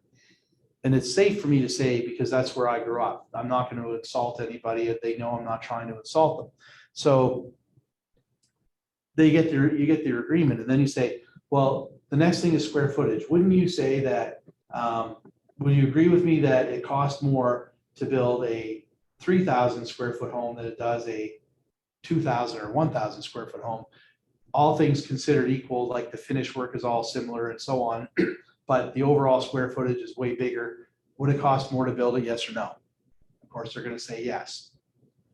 So then you're into, and you're showing them, like, if this home were identical and these two homes were identical and one had a garage, the other one didn't, would the one with the garage, be worth a bit more money if they're right beside each other? So they're in the same location.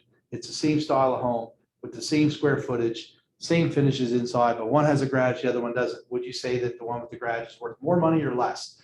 And then, you can make a joke and just say, hey, I know, I understand that this is all obvious stuff, right? Moving forward, would you agree that by the looks of this, that I've done my homework and that I've, taken great lengths to determine the value of your home? Yeah.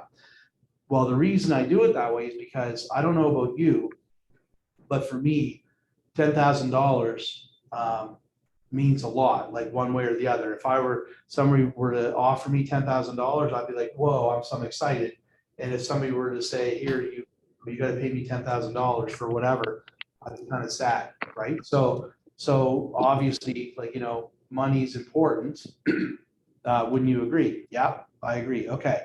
So that's a good way. Like, that's just one way of hundreds, right? That you could preface the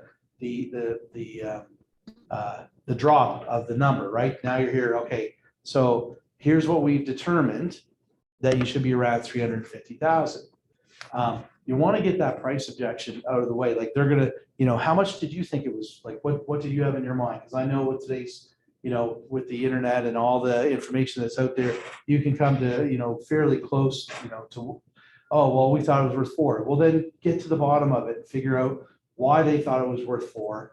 And then if you do it properly and you come to agreements along the way, then you're going to do number 2, right? And share your reasoning behind it. And you're going to reduce the risk of them, because that's an objection that they're going to have later when they're going to say the next guy is going to offer to list it for higher or for more. And we want to talk to the next guy first because they may say that they can get more. if you don't know that that's what's on their mind, then you're not going to be able to address that. So you need to hammer it out here, right? Okay, so set expectations for how you will market the home and work with the sellers. Sometimes I like to wait and not set the expectations until I know that they're going to at least consider working with me. That's when you do an assumptive or a trial close, just to determine that. And then you move on to the next one. Okay. How the listing presentation meets seller needs and wants. Okay. Your needs. Okay. Again, another affirmation, right? I am a knowledgeable and caring, and the best agent for these clients. They will appreciate my expertise, preparation, and choose me to represent them as they sell their home. You can word that however you want to word it, put it into your own words, whatever's going to make you feel good and whatever's going to make your brain go to that spot where, hey, if they hire someone else, they're actually making a mistake. You don't want to tell them that, but if you feel that way, then they're going to see it. Opportunities. Are you guys using command? Update every stage of your relationship in the transaction. Listing walkthrough. That's a good time to actually work. Like, you know, if you have a needs analysis and you know it off by heart. Sometimes when we're doing the listing walkthrough, like they just say come on over, take a look at my house, whatever. You're walking through, I'm asking questions while we're doing that. It's always a good idea to thank them however you want to, handwritten thank you note, email, text message, call them and say, hey, thanks for your time yesterday. However you want to do it, but it's just a good idea to thank them. Any ahas to this point? Any questions? Moving forward, daily success systems. This just gives you kind of a layout of how your day should look. You want to have 10 conversations. So if you've taken bold, they say call this many people a day, call that many people a day. The reason is because you eventually learn how many phone calls you need to make or when you need to make them, when is the most efficient time and the most effective time to make those calls so that you can have 10 conversations.